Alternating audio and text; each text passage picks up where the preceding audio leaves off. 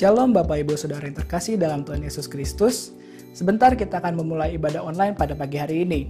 Sebelum memulai ibadah, mari kita berdoa. Tuhan, terima kasih atas berkat-Mu yang melimpah Tuhan, sehingga kami bisa beribadah sekali lagi Tuhan, meskipun secara online. Tapi kiranya Tuhan, Kau yang berkati dari awal, pertengahan, hingga akhirnya Tuhan, supaya kami dapat mengikuti ibadah tanpa kekurangan suatu apapun juga Tuhan. Terima kasih Tuhan, hanya dalam nama-Mu saja kami berdoa dan mengucap syukur. Amin.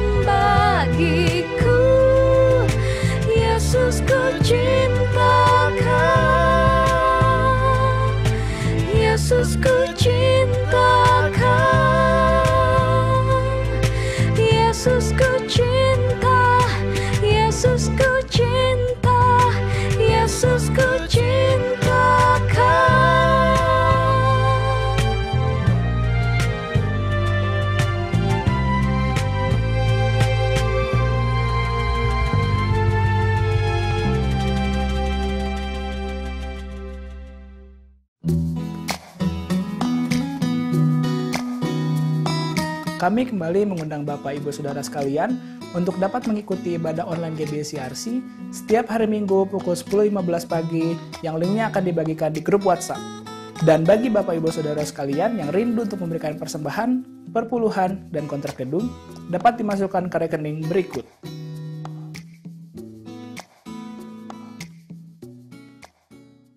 Shalom Bapak Ibu Saudara yang dikasihi Tuhan. Sebelum kita mendengarkan firman Tuhan pada hari ini, mari kita sama-sama satukan hati kita dalam doa.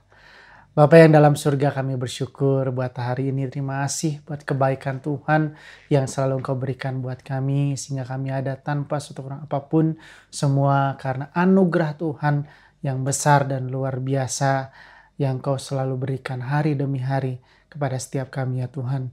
Tuhan, kami rindu saat ini kiranya Engkau berbicara melalui firman-Mu ya Tuhan, supaya benar kami boleh semakin mengerti lagi apa yang menjadi kehendak Tuhan dalam setiap kehidupan kami, terutama ketika kami dalam masa-masa sulit saat ini ya Tuhan. Kiranya Engkau yang terus berbicara ya Tuhan, supaya benar Tuhan langkah-langkah kami sesuai dengan apa yang menjadi rencana Tuhan dalam setiap kehidupan kami. Kami tidak mengizinkan setiap kuasa-kuasa yang bukan daripada Tuhan yang mencoba mencuri benih firman Allah saat ini ya Tuhan. Dalam nama Tuhan Yesus kami tolak. Tapi Roh Kudus yang ajarkan kami, Roh Kudus yang mampukan kami untuk kami boleh mengerti apa yang Tuhan sampaikan hari ini melalui firman-Mu ya Bapa.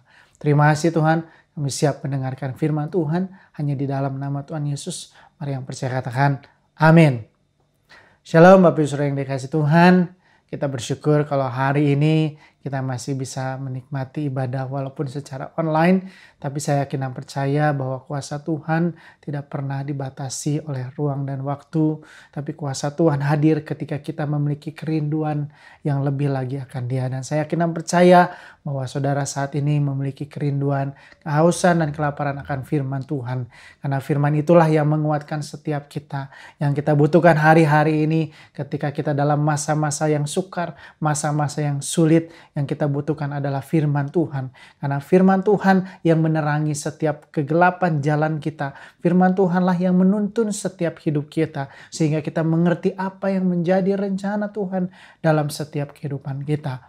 Tanpa kita sadari bahwa kita nggak terasa bahwa hari ini kita sudah menginjak bulan Desember. Saudara, di minggu yang kedua. Dan kita juga tanpa terasa bahwa sudah hampir 1 tahun, saudara. Mungkin bisa dikatakan kita sudah 9 bulan mengalami masa pandemi. Di mana sampai hari ini kita masih terus berjalan yang mungkin secara manusia tanpa kepastian. Tapi kita yakin dan percaya bahwa Tuhan adalah pengharapan kita. Tuhan adalah kepastian hidup kita. Maka dari itu saudara saat ini jangan pernah takut, jangan pernah khawatir. Karena selalu ada Tuhan yang menuntun setiap langkah hidup kita. Walaupun seringkali kita tidak bisa melihat rencana Tuhan dalam hidup kita oleh mata jasmani kita. Tapi kita yakin dan percaya bahwa Tuhan sedang mengerjakan perkara-perkara yang luar biasa ajaib buat setiap kita yang mengasihi Dia. Dan terasa bulan Desember adalah bulan yang seringkali dinanti-nantikan oleh banyak orang. Terutama orang-orang yang percaya bahwa bulan Desember adalah bulan di mana kita merayakan hari Natal. Tapi mungkin tahun ini Natalnya tentu sangat berbeda dari tahun-tahun sebelumnya. Mungkin seumur hidup saya baru merasakan bahwa Natal tahun ini mungkin kita harus lakukan secara online. Banyak gereja yang melakukan Natal ini secara online. Bahkan mereka sudah mulai mempersiapkan diri untuk melakukan persiapan acara ibadah Natal dengan secara online, saudara. Mungkin ini adalah kali pertama dalam hidup kita bahwa kita merayakan Natal di rumah masing-masing. Tapi saya yakin dan percaya bahwa Tuhan sedang ajarkan banyak hal buat setiap kita. Karena Natal bukan berbicara tentang sebuah pesta perayaan yang mewah, sebuah kado yang indah. Perayaan Natal bukan sekedar kita hanya tukar kado, saudara. Mungkin Natal juga sangat dinanti-nantikan oleh anak-anak di mana mereka sangat senang sekali di hari Natal. Karena bisa berkumpul bersama, anak-anak bisa tampil ke depan menyanyi, bahkan ada yang drama, kabaret, dan lain sebagainya dengan acara-acara yang meriah. Tetapi tahun ini mungkin kita harus melakukannya secara online. Bahkan mungkin kita harus prihatin dengan kondisi sekarang, saudara. Karena apa? Terus semakin meningkat dan bertambah. Sama-sama kita tahu bahwa Indonesia pun semakin hari semakin bertambah orang yang terpapar oleh virus corona ini semakin banyak, saudara. Bahkan saya lihat kemarin di berita bahwa sudah mencapai puluhan juta orang di seluruh dunia yang terpapar oleh COVID-19. Tapi saya yakin dan percaya bahwa ada rencana Tuhan yang begitu luar biasa dari masa-masa sukar yang saat ini kita jalani. Karena apa? Natal mengingatkan kita bahwa Yesus lahir bukan di tempat yang indah, saudara. Yesus lahir di kandang yang hina, di kandang domba, saudara. Bahkan Yesus lahir di dalam keprihatinan. Dan hari ini Tuhan ajarkan kita untuk kita boleh mengerti sama-sama arti yang sebenarnya tentang Natal. Kalau kita tahu Natal kita merayakan hari kelahiran Yesus. Tetapi kita tahu bahwa Yesus lahir di kandang yang hina. Bahkan dia dikejar-kejar untuk dibunuh. Yesus lahir bukan di tempat yang mewah, saudara. Dia datang ke dunia, Allah menjadi manusia. Dia datang ke dunia bukan untuk pesta-pesta, saudara. Bukan untuk dielu-elukan. Bukan untuk disanjung. Tetapi dia lahir ke dunia untuk dihina. Untuk dicambuk. Untuk diludahi. Disiksa. Bahkan mati di kayu salib. Untuk setiap kita. Dan saya yakin dan percaya Tuhan ajarkan kita saat ini untuk kita belajar sama-sama untuk menahan diri dengan kondisi saat ini, dengan masa-masa yang mungkin kita rasa masa-masa yang sulit, yang belum pernah kita rasakan sepanjang sejarah hidup kita. Tetapi saya yakin dan percaya bahwa Yesus sebetulnya mengajarkan kita untuk kita hidup prihatin, untuk kita menahan diri, untuk kita sabar, untuk kita merendahkan diri di hadapan Tuhan. Untuk kita sadar bahwa tidak ada satupun yang sanggup berjalan sendiri tanpa Tuhan. Mari saudara kita mau belajar sama-sama. Kita mau buka sebuah ayat dalam Matius 20 ayat 28. Sama seperti anak manusia datang bukan untuk dilayani, melainkan untuk melayani dan untuk memberikan nyawanya menjadi tebusan bagi banyak orang. Saudara kita lihat dalam ayat ini bahwa Yesus lahir bukan untuk dilayani, tapi dia lahir untuk melayani. Dia lahir di kandang yang hina, dia lahir di kandang domba. Dia bukan lahir di hotel berbintang 5, dia bukan lahir di rumah sakit yang mewah, saudara. Tetapi dia lahir di kandang domba. Bayangkan saudara, sesuatu hal yang dinanti-nantikan orang. Kelahiran adalah sesuatu yang luar biasa. Biasanya orang merayakan itu adalah merayakan sebuah pernikahan, merayakan sebuah kelahiran. Tapi bayangkan saudara, Yesus lahir di kandang domba. Bukan lahir di rumah sakit. Bukan lahir di tempat yang layak, saudara. Bahkan apa? Dia lahir untuk apa? Untuk menyerahkan nyawanya. Untuk menebus dosa saudara dan saya. Itu mengajarkan kita bahwa Yesus dari lahir sudah belajar hidup prihatin. Yesus dari lahir sudah belajar hidup di mana lahir di tempat yang hina, lahir di tempat yang tidak layak. Dia datang bukan untuk dipuji dan disembah. Tetapi apa? Dia datang untuk mati. Supaya apa? Kita yang hina ini, kita yang berdosa ini, ditanggung kehinaan kita ditanggung oleh Tuhan, dosa kita diketanggung oleh Tuhan. Dan dia mati untuk setiap kita. Kalau kita hari-hari merasakan hal yang sangat-sangat sulit, sangat-sangat sukar, baik dari bisnis usaha ekonomi kita, baik dalam pelayanan kita pun saudara, hari ini rasanya kok terus berlanjut. Tanpa terasa sudah 9 bulan kita mengalami yang namanya PSBB, pembatasan sosial berskala besar. Bahkan kita tahu sama-sama bahwa bukannya berkurang tetapi terus bertambah. Sehingga PSBB harus kembali diberlakukan. Dan sampai hari ini belum ada satu negara pun atau satu dokter pun yang mengklaim bahwa coronavirus ini sudah ada penangkalnya, sudah ada obatnya.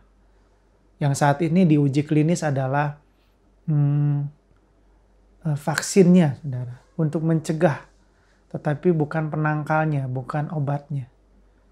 Bayangkan, saudara, masa-masa sulit ini kalau terus berlanjut, ini akan menghancurkan ekonomi kita.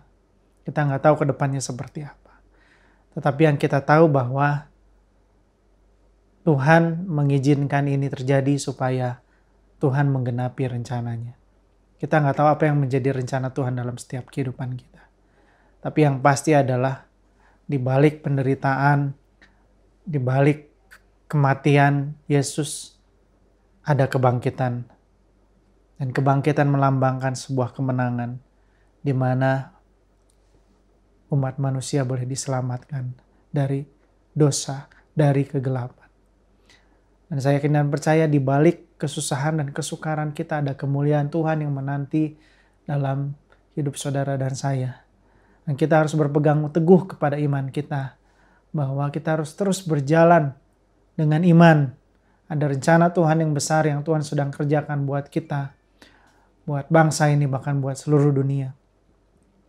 Tapi saya yakin dan percaya bahwa Tuhan ajarkan kita saat ini untuk kita belajar hidup prihatin.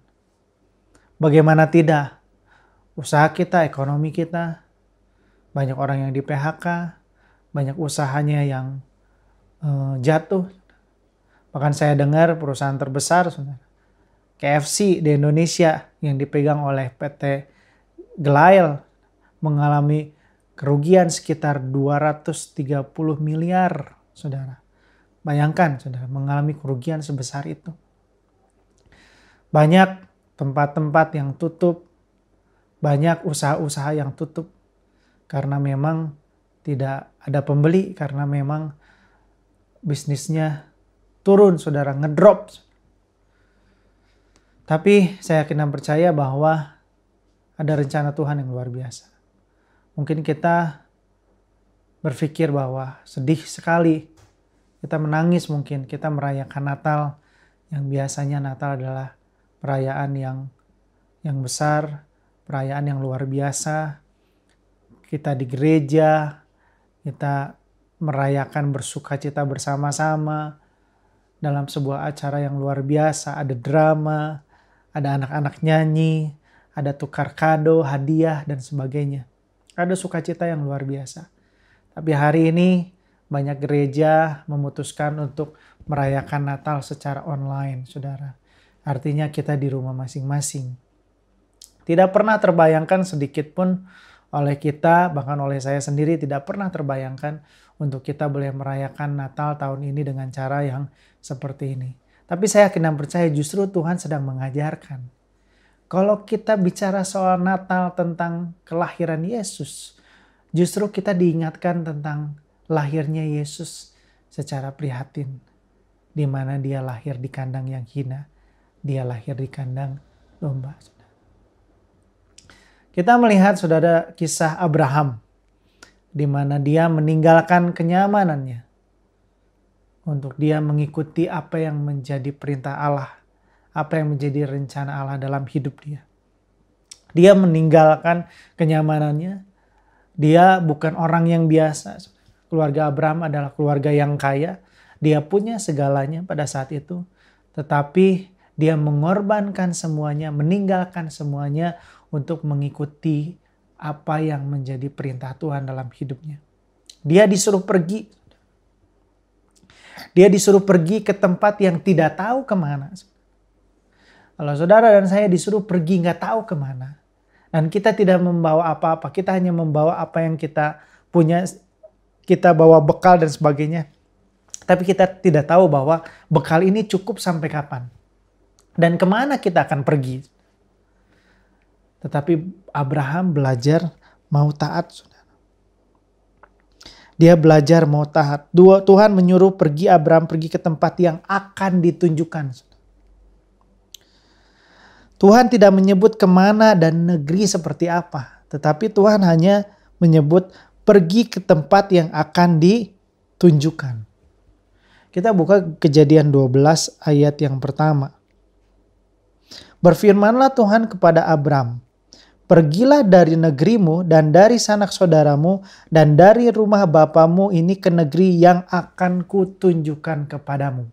Yang akan kutunjukkan berarti Tuhan gak tunjukkan saat itu. Negeri seperti apa, perginya kemana, apa yang harus dipersiapkan dan sebagainya.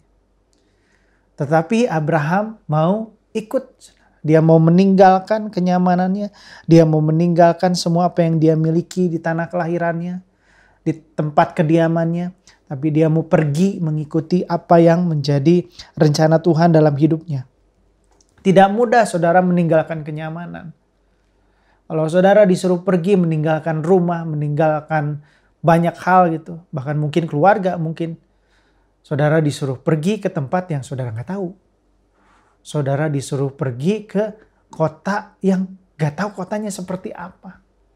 Bagaimana hidupnya di sana. Dan kita nggak tahu apa yang menjamin itu, saudara. Siapa yang menjamin dan sebagainya. Apakah saudara mau? Mungkin bisa dibilang kita nggak mau, saudara. Kalau itu terjadi dalam hidup kita. Tetapi Tuhan mengajarkan dari kisah Abraham bahwa ada sesuatu yang besar ketika kita mau meninggalkan kenyamanan kita. Karena apa? Seringkali kenyamanan itulah yang membunuh kita. Kenyamanan itulah yang membuat kita jauh daripada Tuhan. Kenyamanan itulah yang membuat kita tidak mengerti apa yang menjadi rencana Tuhan dalam hidup kita. Tetapi Tuhan mengajarkan melalui Abraham bahwa kita harus meninggalkan kenyamanan kita. Kita harus meninggalkan itu. Saudara.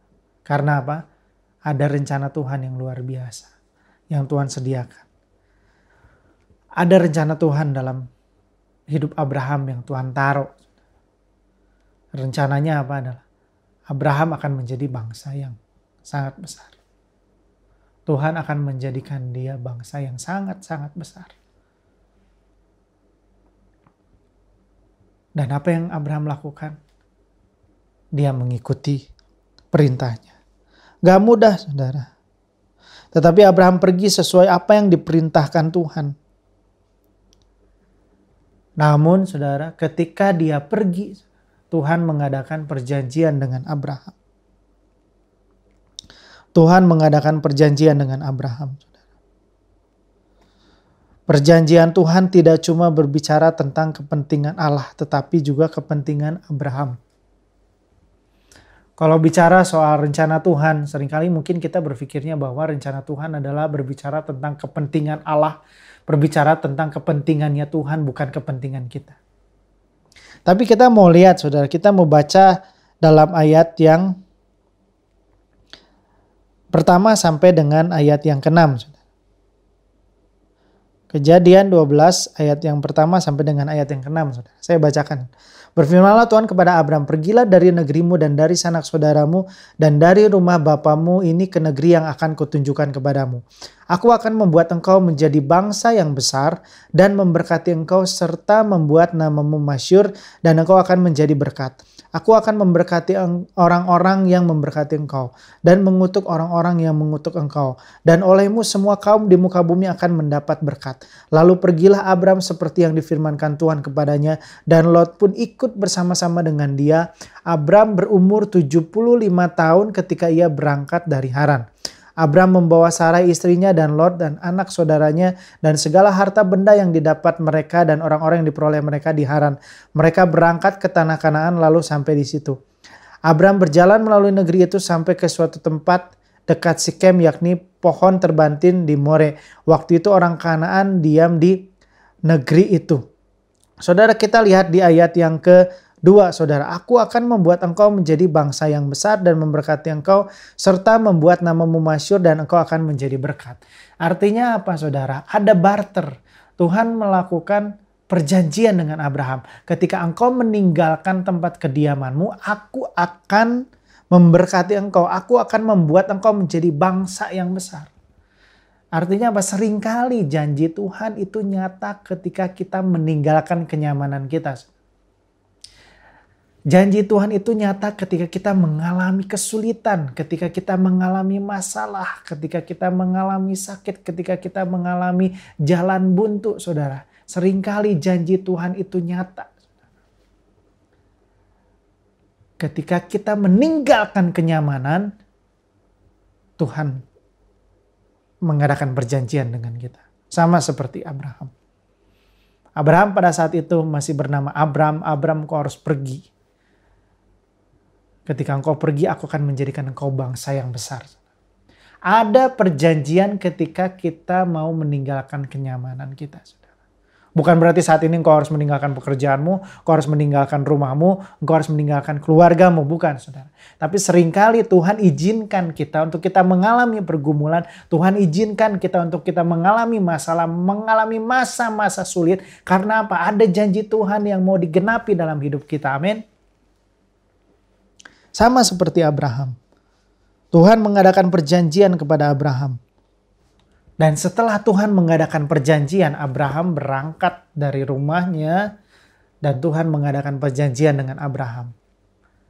Setelah Abraham mengikuti perintahnya, maka Tuhan mengadakan yang namanya penggenapan. Karena yang namanya penggenapan itu harus ada perjanjian dulu, saudara. Yang namanya perjanjian harus ada korban yang harus kita bayar, saudara. Salah satunya adalah meninggalkan kenyamanan kita. Supaya apa? Ada perjanjian yang Tuhan kerjakan dalam hidup kita. Setelah perjanjian baru ada penggenapan, saudara. Ketika Abraham menerima janji Tuhan, perjanjiannya, bahwa Tuhan berjanji akan membuat dia menjadi bangsa yang besar. Keturunannya akan sangat banyak. Mungkin kita berpikir bahwa sama seperti Abraham, seringkali, nggak mungkin. Abraham bilang bahwa saya mandul, saya nggak punya anak. Saya nggak bisa punya anak. Bagaimana mungkin saya menjadi bangsa yang besar, memiliki keturunan yang banyak? Mungkin seringkali ketika kita mau meninggalkan kenyamanan kita, seringkali kita pesimis. Tapi Abraham mau mengikut janji Tuhan. Akhirnya dia berangkat. Dia ikut apa yang Tuhan perintahkan dalam hidupnya. Perjalanan demi perjalanan dia lewati. Dan akhirnya apa, saudara? Dia mengalami yang namanya penggenapan. Kita sama-sama tahu bahwa pada akhirnya Abraham punya anak yang namanya Ishak. Dan disebut anak perjanjian. Kenapa disebut anak perjanjian? Karena itulah janjinya Tuhan kepada Abraham. Bahwa dia akan memiliki keturunan yang banyak. Seperti pasir di laut, seperti banyaknya bintang di langit. Itu yang Tuhan janjikan dan Tuhan menggenapi itu. Bahwa Abraham punya anak. Bahkan Abraham menjadi bangsa yang besar, keturunan yang sangat banyak. Dan penggenapan Allah bukan hanya berbicara tentang diri kita, tetapi juga tentang jiwa-jiwa dan tentang bangsa. Mari kita lihat Kejadian 15 ayat 2 dan 3. Kejadian 15 ayat 2 dan 3. Abraham menjawab, "Ya Tuhan Allah, apakah yang akan kau berikan kepadaku? Karena aku akan meninggalkan dengan tidak mempunyai anak. Dan yang akan mewarisi rumahku ialah Eliezer orang Damsyik itu." Lagi kata Abraham, "Engkau tidak memberikan kepadaku keturunan, sehingga seorang hambaku nanti menjadi ahli warisku." Abraham mungkin pada saat itu mulai kecewa, mulai bimbang, mulai ragu. Bagaimana mungkin dia sudah menyiapkan bahwa hambanya Eliezer yang akan meneruskan mungkin usahanya. Yang akan mewarisi segala apa yang Abraham miliki. Tetapi Abraham tetap menantikan janji itu. Dan Tuhan genapi. Abraham punya anak. Dan Abraham memiliki keturunan dan menjadi bangsa yang sangat besar. Bahkan Israel itu lahir dari keturunan Abraham, saudara. Dan Israel menjadi bangsa yang sangat besar, yang dikasihi Tuhan hingga hari ini, saudara. Gak gampang untuk kita meninggalkan kenyamanan. Bahkan Yesus sendiri pun harus meninggalkan kenyamanan dia. Yesus adalah Tuhan, amin saudara. Tetapi pada saat itu juga dia adalah manusia, di mana dia juga harus menahan diri, menahan rasa sakit, menahan sabar saudara. Dia harus sabar. Bahkan dia berbicara sama Tuhan. Kiranya cawan ini berlalu daripadaku. Kita sama-sama tahu Alkitab mencatat bahwa peluhnya seperti darah. Keringatnya seperti darah. Bagaimana dia menghadapi penderitaan yang sangat-sangat berat. Tetapi apa yang terjadi? Ketika dia menderita, dia meninggalkan kenyamanannya. Bahkan dia taat sampai mati di kayu salib. Dia dibunuh, dia ditusuk, dihina, diludahi, dicambuk. Sampai dia mati, menderita. Tapi kita tahu sama-sama, kematian Yesus dan kebangkitannya membuat saudara dan saya saat ini menjadi bagian dalam kerajaan Allah. Amin. Kita diselamatkan dari dosa. Kita diselamatkan, diangkat dari kegelapan kepada kemuliaannya yang luar biasa. Dan Natal mengajarkan kita bagaimana kita meninggalkan kenyamanan kita. Menantikan janji Tuhan. Dalam penderitaan, dalam masa-masa sulit, kita tetap menantikan janji Tuhan. Dan Tuhan akan menggenapi janjinya. Bahwa ada kemuliaan yang luar biasa. Penderitaan masa-masa sulit yang kita hadapi hari ini tidak sebanding dengan kemuliaan yang akan Tuhan berikan nanti kepada saudara dan saya. Yang pasti ada saudara saat ini yang harus kita pertahankan adalah iman kita. Bagaimana iman kita tetap teguh, bagaimana iman kita tetap kuat di masa-masa sulit ini saudara. Tapi ketika kita meninggalkan kenyamanan, kita mau belajar menahan diri, iman kita semakin dewasa. Kita sama-sama tahu bahwa orang yang mendapat warisan adalah orang yang dewasa. Orang yang dipercaya banyak hal adalah orang yang dewasa. Ketika saat ini Tuhan izinkan masa-masa sulit kita hadapi, kita mau hadapi itu, kita mau alami itu dengan kuat, dengan berpegang teguh kepada iman kita, maka kita akan percaya bahwa ada janji Tuhan yang digenapi. Dan ada kemuliaan Tuhan yang mungkin tidak sebanding dengan masa-masa sulit yang kita hadapi hari-hari ini. Saya ketika memulai membangun keluarga dari nol, saudara. Saya memutuskan untuk, ketika saya menikah, saya memutuskan untuk meninggalkan rumah, meninggalkan orang tua. Walaupun mungkin harus hidup di rumah petak mungkin. Saya memang sudah bicara sama istri, berkomitmen bahwa kita harus belajar mandiri, meninggalkan orang tua. Saya meninggalkan orang tua saya. Dan waktu itu rumah pertama kita adalah rumah pavilion di lantai 2. Jadi di lantai 1-nya itu adalah rumah yang punyanya gitu, yang punya rumah.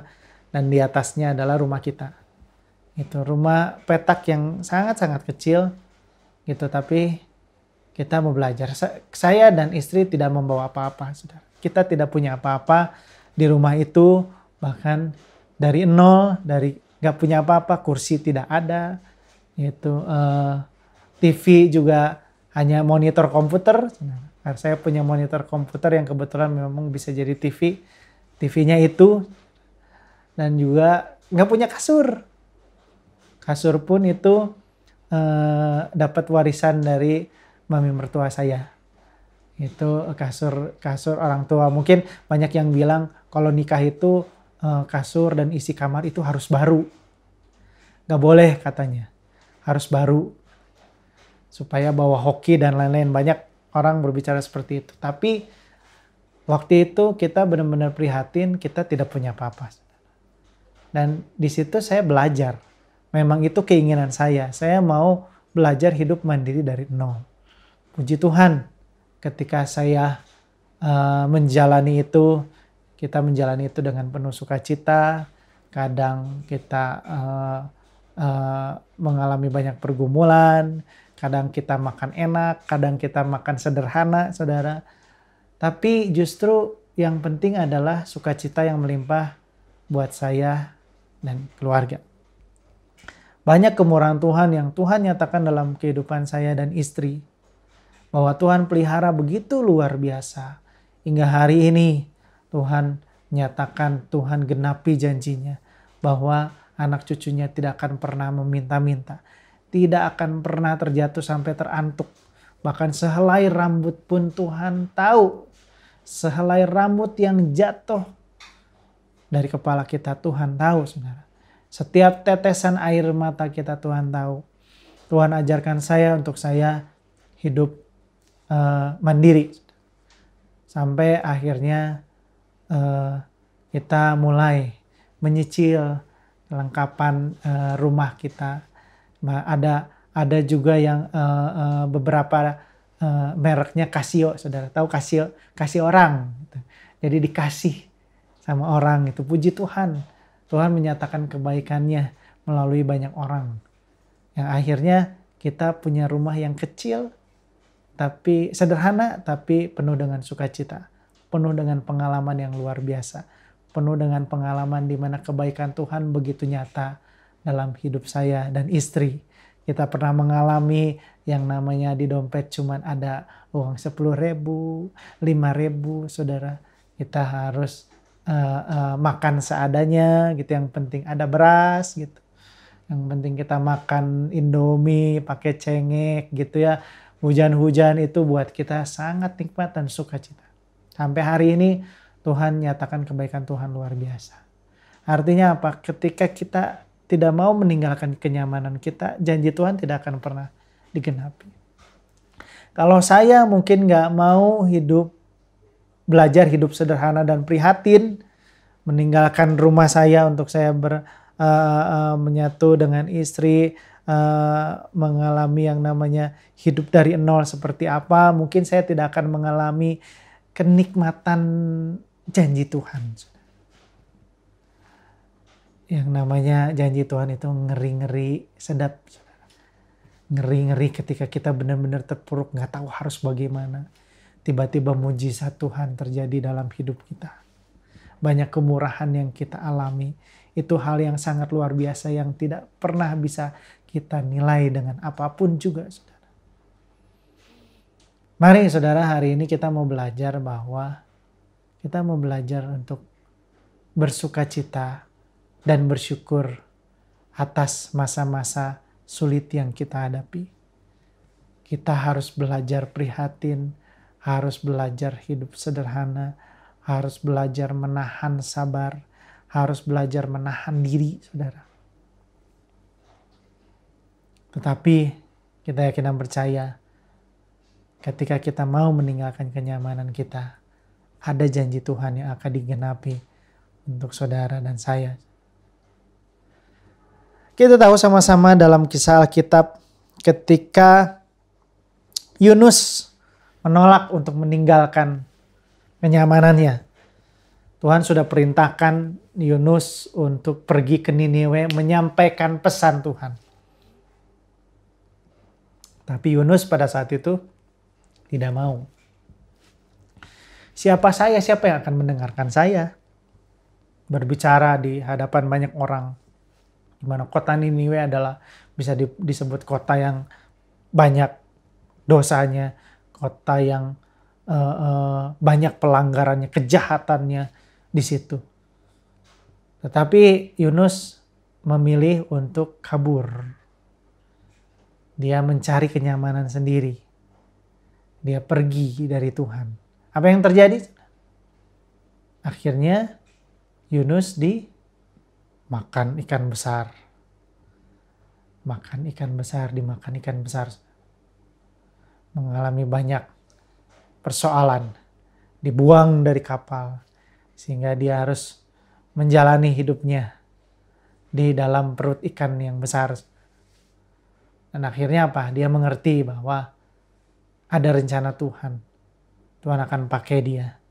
Ketika dia melakukan itu, meninggalkan kenyamanannya, dia baru mengerti bahwa hidup dia begitu sangat berarti sehingga Tuhan memakai dia untuk menyelamatkan banyak orang di kota Niniwe. Mari saudara, saat ini kita mau belajar dari kisah ini, dari kisah Abraham, bahkan dari kisah Yunus. Untuk kita mau sama-sama belajar, kita boleh meninggalkan kenyamanan kita. Kalaupun hari-hari ini kita mengalami masa-masa sulit, kita mengalami masa-masa sukar, mari kita mau menerima ini dengan penuh sukacita. Mari kita menerima ini dengan penuh ucapan syukur. Karena di balik semuanya kita percaya ada rencana Tuhan yang luar biasa dalam hidup kita. Ada janji-janji Tuhan yang akan digenapi dalam hidup saudara dan saya. Walaupun kita harus merayakan Natal dengan cara yang berbeda hari ini. Tapi kita tahu bahwa Natal berbicara tentang bagaimana Yesus lahir dan mengajarkan kita untuk kita boleh menanggalkan atribut kemanusiaan kita. Artinya apa? Menanggalkan dosa, ego kita, menanggalkan kenyamanan. Dan kita mau belajar taat, merendahkan diri dan taat di hadapan Tuhan. Dan kita yakin ketika kita mau taat, kita mau mengikuti apa yang menjadi rencana Tuhan dalam hidup kita. Ada kemuliaan Tuhan yang besar, yang tidak pernah kita bayangkan, yang belum pernah kita dengar, yang belum pernah kita rasakan, yang belum pernah kita lihat, yang luar biasa. Kemuliaan Tuhan yang ajaib, yang akan tergenapi untuk saudara dan saya. Sama seperti firman Tuhan yang beberapa minggu yang lalu oleh Pak PP disampaikan bahwa dalam Ulangan 28 mengatakan bahwa ketika kita mau mendengarkan baik-baik suara Tuhan, Allah kita, maka Tuhan akan mengangkat kita dari segala bangsa. Artinya apa? Ada janji Tuhan ketika kita mau meninggalkan kenyamanan kita, mendengarkan suara Tuhan, dan kita mau mengikuti apa yang menjadi rencana Tuhan dalam hidup kita, ada berkat Tuhan yang luar biasa yang Tuhan sediakan buat kita. Mari saudara, saat ini kita mau sama-sama renungkan firman Tuhan ini menjadi kekuatan bagi kita untuk kita lebih lagi mengerti apa yang menjadi rencana Tuhan dalam hidup kita, saudara. Mari kita mau angkat pujian ini. Saat kau jatuh dan terluka, hidup hampa kau rasa.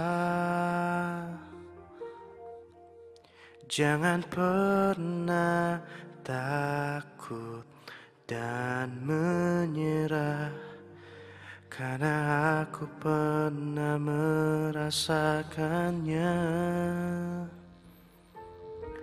Saat kau sendiri menanti harapan yang tak pasti,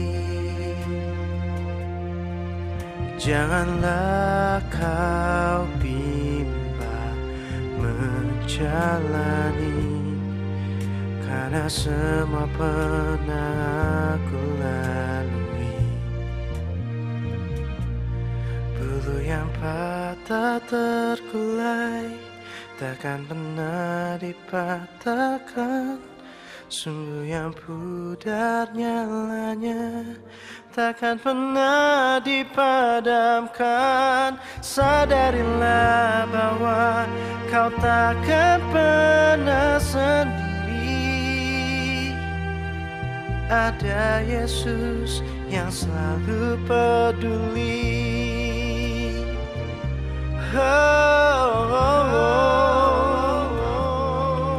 Saat kau sendiri menanti harapan yang tak pasti, janganlah kau bimbang menjalani, karena semua pernah ku lalui. Bulu yang patah terkulai takkan pernah dipatahkan, sungguh yang pudar nyalanya takkan pernah dipadamkan. sadarilah bahwa kau takkan pernah sendiri. Ada Yesus yang selalu peduli. Tuhan tak pernah tinggalkan. Dia selalu perhatikan.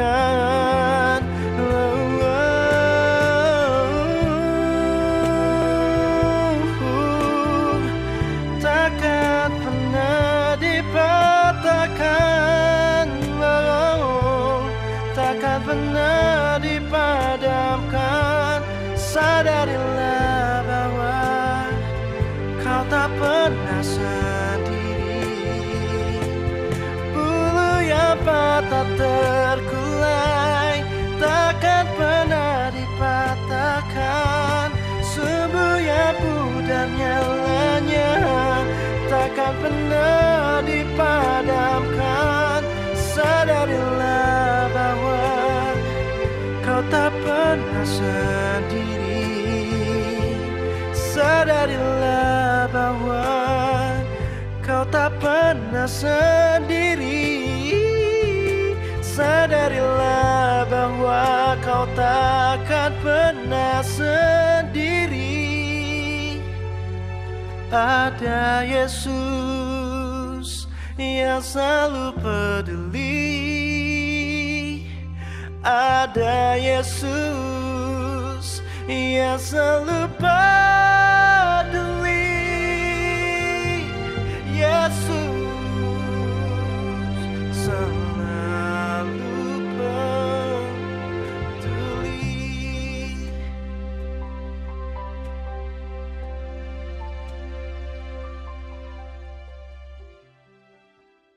Mari Bapak Ibu Saudara yang dikasih Tuhan, kita mau sama-sama berdoa. Bapak, kami bersyukur buat hari ini. Terima kasih buat kebaikan Tuhan dalam hidup kami. Terima kasih buat firman Tuhan yang boleh kami dengar. Mengajarkan setiap kami untuk kami boleh sama-sama menahan diri. Untuk kami boleh sabar menderita. Sabar dalam menghadapi masa-masa sulit kami ya Tuhan. Mungkin hari ini kami sedang dalam masa sulit. Mungkin hari-hari ini Tuhan kami sedang mengalami banyak hal Tuhan, yang membuat kami bimbang dan ragu ya Tuhan. Tapi firman-Mu lah yang menguatkan setiap kami hari ini ya Tuhan. Bahwa masa-masa sulit seringkali Engkau izinkan terjadi dalam hidup kami. Karena ada janji Tuhan yang sedang Engkau kerjakan dalam hidup kami. Ada janji Tuhan yang akan Engkau genapi dalam hidup kami ya Tuhan. Bahwa Engkau akan mengangkat kami dari atas segala bangsa ketika kami mau mendengarkan suara Tuhan. Itu artinya bahwa masa-masa sulit yang kami hadapi tidak sebanding dengan kemuliaan Tuhan yang akan Engkau berikan buat setiap kami ya Tuhan. Yang akan kami alami ya Tuhan. Tapi ajarkan setiap kami lebih lagi untuk kami boleh terus mencari wajah Tuhan. Untuk kami boleh terus mengikuti setiap apa yang menjadi kehendak Tuhan dalam hidup kami ya Bapa. Kami tahu Tuhan hari-hari ini kami mengalami banyak hal, bahkan tidak hanya kami Tuhan. Banyak orang di luar sana ya Tuhan yang mungkin mengalami kesulitan lebih daripada kami ya Tuhan. Ajarkan kami untuk kami boleh mengucap syukur Tuhan atas kondisi kami. Dan ajarkan kami untuk kami boleh senantiasa peduli terhadap orang lain ya Tuhan. Supaya benar kasih dan kuasa Tuhan boleh dinyatakan dalam hidup kami. Sehingga orang melihat ada kemuliaan Kristus yang luar biasa yang ada dalam hidup kami. Dan orang boleh mengenal Kristus Tuhan dalam seluruh kehidupan kami ya Tuhan. Terima kasih ya Bapak, terima kasih ya Roh Kudus. Kiranya apa yang kami dengar ya Tuhan boleh memperlengkapi iman kami, menguatkan iman kami lebih lagi ya Bapak. Terima kasih Yesus, terima kasih ya Roh Kudus. Kami berdoa buat hari-hari ini ya Tuhan. Kami berdoa buat gereja-gereja Tuhan saat ini ya Tuhan. Buat para hamba-hamba Tuhan, para penginjil ya Tuhan, para jemaat-Mu Tuhan. Kiranya dimanapun mereka berada Tuhan, kami berdoa Tuhan buat mereka. Engkau yang berikan mereka kekuatan Tuhan. Engkau yang berikan mereka penghiburan ya Tuhan. Ketika mereka mengalami masa-masa sulit, kiranya Engkau yang pelihara hidup mereka lebih lagi ya Bapa. Supaya benar Tuhan, kami anak-anak-Mu boleh senantiasa kuat dan terus bersatu ya Tuhan. Sama-sama ya Tuhan, kami yakin dan percaya ya Tuhan bahwa rencana Tuhan boleh tergenapi, rencana yang luar biasa dahsyat ya Tuhan. Terima kasih Tuhan, kami berdoa buat CRC.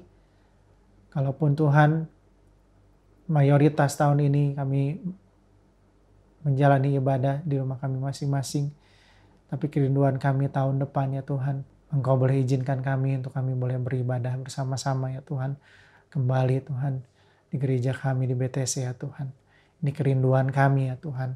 Tapi kiranya ya Tuhan, kehendak Tuhanlah yang jadi atas setiap kami. Terima kasih Yesus, terima kasih ya Roh Kudus. Sebentar Tuhan kami akan menutup ibadah kami dan kami akan kembali kepada kegiatan kami masing-masing. Kiranya Engkau yang sertai kami, Engkau yang berkati kami ya Tuhan, dimanapun kami berada. Engkau yang berikan kami kekuatan, kesehatan, jauhkan kami daripada setiap sakit, penyakit, apapun, jauhkan kami daripada setiap mara bahaya, kecelakaan, kejahatan ya Tuhan.